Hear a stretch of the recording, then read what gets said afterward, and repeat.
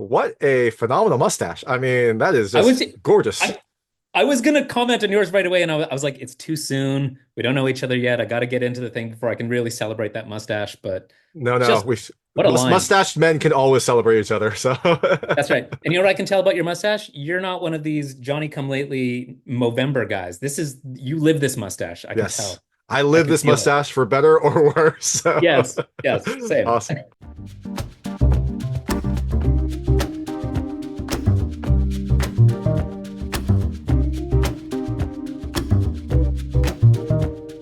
Hey everyone, it's David Stark from Watcher Pass, and today I am talking to Jose Avelino Gilles Corbett Lourenço about Young Werther, which is coming to theaters digital on demand on December 13th, 2024. I'm going to talk to him right now, and while you're watching, if you could like and subscribe to this channel, that would be fantastic. I'll spend a lot. Thank you. So, thanks so much for joining me today. I've got Jose Avelino Gilles Corbett Lourenço talking about Young Werther, which is coming to theaters digital on demand on December 13th, 2024.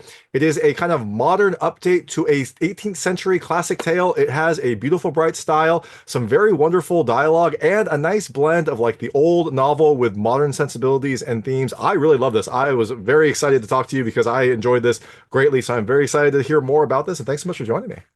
Oh my God, what a beautiful summation. And thank you so much for the kind words. Of course. No, this is a lot of fun. I was pleasantly surprised because I had no idea what to expect. I didn't read the novel, and then kind of watching the movie and how it kind of like had some older dialogue, but then also updates to kind of like modern themes and things like that. It was a very kind of seamless experience. Oh, I mean, I love hearing that. I got to give all the credit to the original book because I just stole it all from them. You adapted, I believe is the correct word. Well, we can say adapted. Yes, adapted is the yeah. It's kinder. It's a kinder. So, what made you, want to like write this screenplay? Was this based on, was there a modern update before this, or did you update this based on like the original work? I went back to the original text. But it's, the novel, it's the 250th anniversary of the novel this year, and it's been adapted into so many different things over the years. It's still a widely sort of taught and known book in Europe. So there have been so many European films, there have been operas, musicals, comic books, mangas. It's a widely adapted work. But there had not been a major English language adaptation of Werther. And yeah, it was a book that I was made to read in university. I did not know it before then, and then liked it at the time. 10 years later, I picked it up off the shelf and was like, yeah, I'll take a crack at this. That feels timeless. The characters feel great. And yeah, could have some fun with it.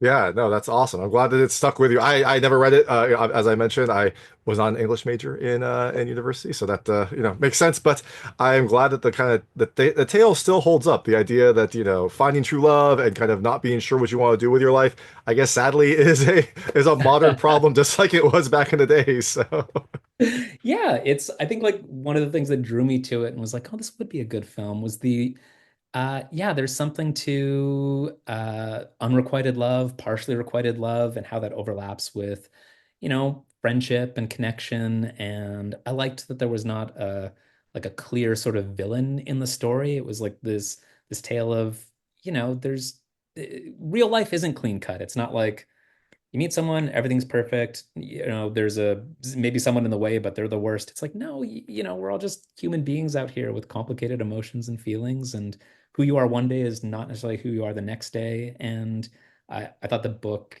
just explored that beautifully, and it was just something that I was excited to update. yeah, definitely. I also love that. I love that the kind of like antagonist in this is not someone that you would hate. I mean, like he seems like a great person, and you didn't have him like saving a puppy from a burning building, but you might as well have because he seemed just like a phenomenal, moral, wonderful person. We pitched that burning building thing, and the VFX team was like, "No, the budget can't do it." We're like, all right, we'll keep it small scale."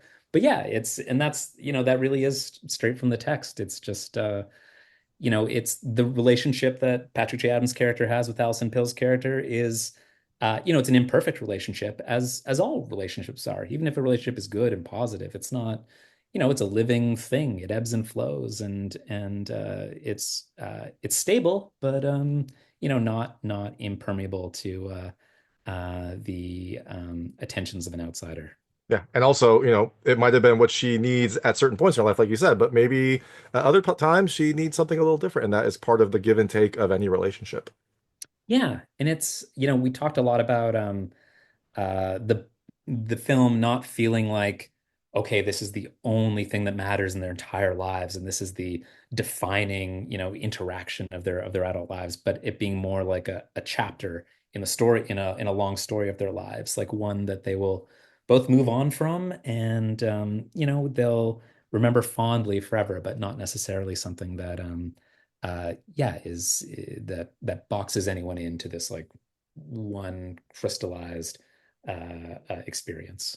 But enough of an impact to make him write a memoir, so I guess it has Yeah, been crystallized in some form. this is true. This is true.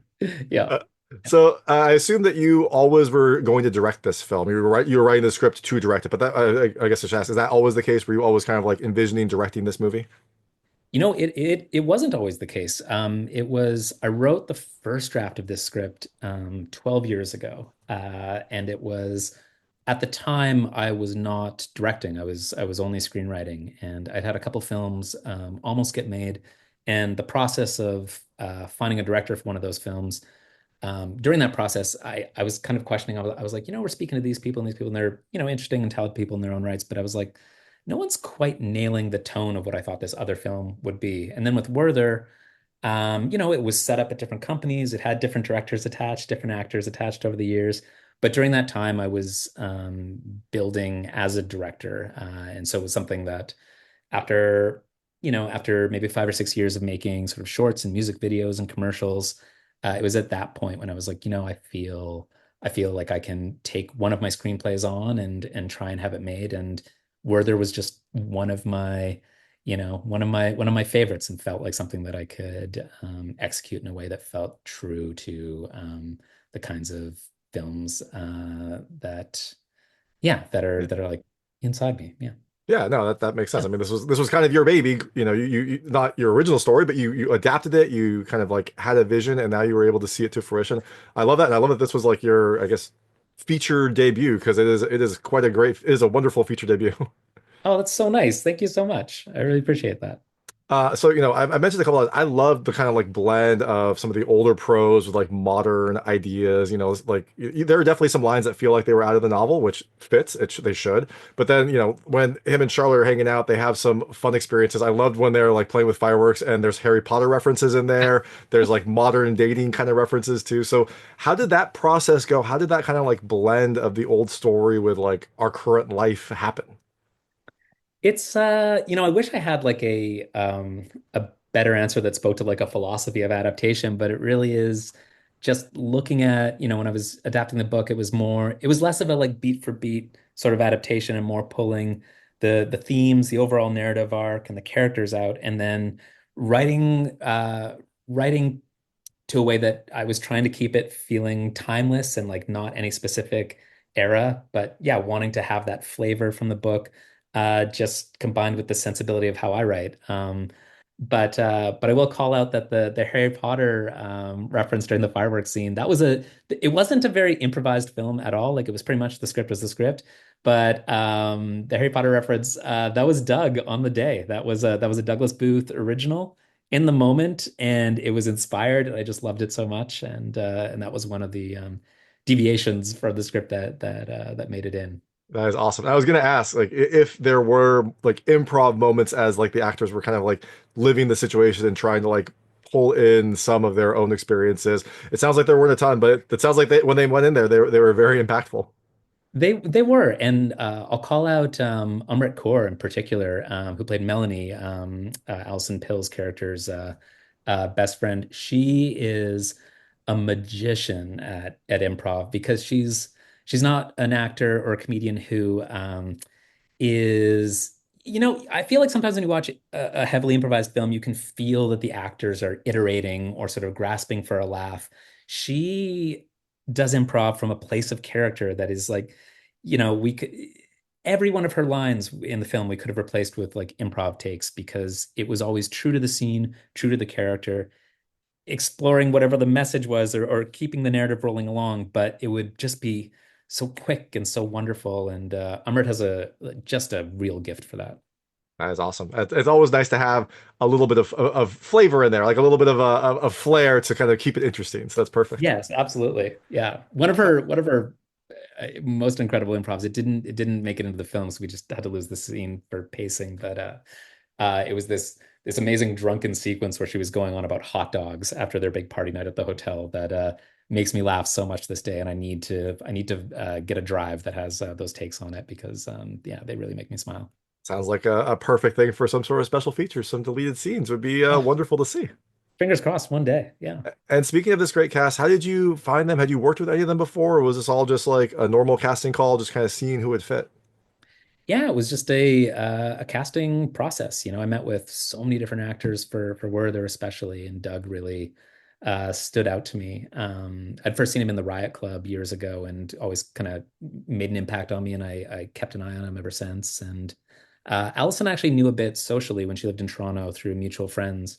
And yeah, that was in a weird way when we were first having Allison read. I was like, it's like, oh, this is. I was like, do I send a note, be like, hey, it's me. This is my, but she read it blind and responded to it, so that was nice. Yeah, and then you're trying to find just smart, funny, wonderful people, which you know, I wanted talented actors who could handle the verbal dexterity of the film, but who also had dramatic chops and could traverse that drama into a comedic place and also be lovely people to be around because you're making a movie and it's this very lucky thing. And wouldn't it be nice if it was a wonderful experience on set and all the actors really did make it that? Yeah, definitely. I mean, I know indie films are usually a labor of love because it's definitely not for the money, and it's definitely helps to have people that are fun to be around because I think that energy is infectious. I mean, this movie has this kind of like upbeat, infectious energy. Even when it's, even when times are a little darker, you still feel like this is a overall hopeful movie and a movie that like has this wonderful kind of like underlying warmth to it. Oh, I love that. That's so nice. That's the best thing possible to hear. Perfect. Well, Yeah. I'm happy to talk more about the movie, but I know you have limited time. I'm going to switch to a lightning round. There's lightweight Oh, questions yeah, about the film. Want to see how your sure. personal experiences map to things in the movie? Feel free to skip any of them. I won't be offended, but I try to keep them very answerable. Okay, go for it. First question: have you ever pursued someone who was in a relationship? Yes. I Yes. mean, yeah, I mean, Do I expand on this at all? I didn't know it's she up to was in you. a relationship. Huh? And it was about 2 months into the relationship. One night she was like, you know, it was that point in our lives where like, you know, I was spending nights at her house. She was spending nights at my house. And one night she was like, I should probably mention that I have a boyfriend. And I was like, do you mean me? Like, what? I'd be like, we haven't Uh, talked about this. I mean, this is a big step. so that one did not last much long. She was like, are you okay with that? And I was like, not really. No. Yeah. So yes, yes, yes, Yeah, yes. that a couple months and overnight excursions. That is a Dude, that I was like, does he not live? Like, where does he? She's like, oh, he lives over on this street. And I was like, what? I was like, what are you talking about? We're going out to bars together and dinners and stuff. And I was like, that's crazy. What a wild. Yeah. that is a wild ride, and maybe part of what inspired this movie too. It's all material. It's all material. Next question: have you ever worked in a law firm? I have not. All I right, have not. all right. No. Have you ever ridden a mechanical bull? I have not, but my wife has. All right. Well, Yeah. it seems like everyone wants to do that on their birthday. I hope she did it on her birthday. So She might have. She lived in Texas for a while as a kid, so there might have been a birthday bowl. yeah, that would make perfect sense. This is an important question. What is your favorite flavor of gelato? Ooh, I mean, that is a really good one. You know what? I'm gonna have to go with pistachio. I love a pistachio gelato. I think that's a classic answer. Not marshmallow. Have you had marshmallow? Does marshmallow gelato actually exist? I assume it does somewhere, but So marshmallow milkshakes definitely exist. When I was a kid and used to go, I lived in Edmonton for a while when I was 5 to 14, and we would drive through Calgary sometimes. And there was a drive-in called Pete's Drive-In, and they made marshmallow milkshakes, and I loved them. And the gelato shop in the film, Bar does exist. It's a real place here in Toronto. And I have been on the owner on social media trying to get him to make a Werther's marshmallow flavor. So far, he said no, but I'm gonna wear him down. yeah, show him the movie. Maybe it'll be some good cross branding there. Who knows? Yeah, yeah. And the last question: have you ever had, or when was the last time you had a Werther's original? Oh, very recently during TIFF, when we were going around during the Toronto International Film Festival, we were doing some press. A few different rooms that we went into, they had some Werther's originals waiting for us, and Man, not just your grandpa's candy. That's a delicious treat. Love a Yeah. Werther's. No, it definitely is a classic. I'd only associate it, like you said, with your grandpa, but it definitely is something that you can have anytime. Hey, grandparents have a lot of wisdom. That's true. That's true. Yeah. So you are out promoting the film, getting the word out. It comes to theaters on theaters digital and on demand on December 13th, 2024. But after people see Young Werther, are there any other projects you have on the horizon? Any other scripts you're going to pull from your bookshelf to make? There's one that I'm working. I mean, I have a show that we're casting up here in Toronto right now. A comedy, a sort of dark comedy about it, loosely based on me and my brother living together in our 20s, after not living together as children very much because he was a professional ballet dancer for a number of years. And there's a sort of behind the stage uh, dark comedy about ambition and aging and envy and murder most foul. That's kind of a vague Shakespearean kind of modern day thing. Yeah, so working on that. All right, you Yeah. can look for your I guess darker era after in the future, but It's all comedy. It's all comedy in the okay. end. I, Yeah. I question you and your brother's relationship, but I'm sure it ends up okay. But I guess we'll have to wait to find out. We'll But see. I don't know. Yeah. while you wait for those intriguing movies, you can check out Young Werther coming to theaters digital and on demand on December 13th, 2024. This is the writer and director Jose Avelino Gilles Corbett Lourenço. Thank you so much for your time. Thank you so much. This was lovely. Thank you. Awesome. That was Jose Avelino Gilles Corbett Lourenço talking about Young Werther, which is coming to theaters digital and on demand on December 13th, 2024. It is a kind of modern update to a classic 18th century tale. It has a beautiful, bright style, some really clever writing, and a nice blend of like old story with kind of modern sensibilities and themes. I really enjoyed this. I thought it was a very fun movie, so I definitely think you should check it out. And if you like this interview, please like and subscribe to this channel. It helps me out a lot. Make sure all my new content goes straight to you. Thank you. Awesome. Thank you so much. It was a lot of fun. I love this. I thought it was a fantastic movie. So thank you so much for making it. Oh my God, that's like truly thank you. Also, this is what you're very good at this. This is a wonderful interview, great questions, great delivery. Not everyone can do it like you. So Oh, thank you. well, thank Thank you. you. Thank you for the compliment. Yeah. And Yeah. thank you for the mustache. It's a beautiful mustache. I Oh love my having more God. on my phone. All right. Take care. Thank you. Bye bye. Okay. Have a good day. You too.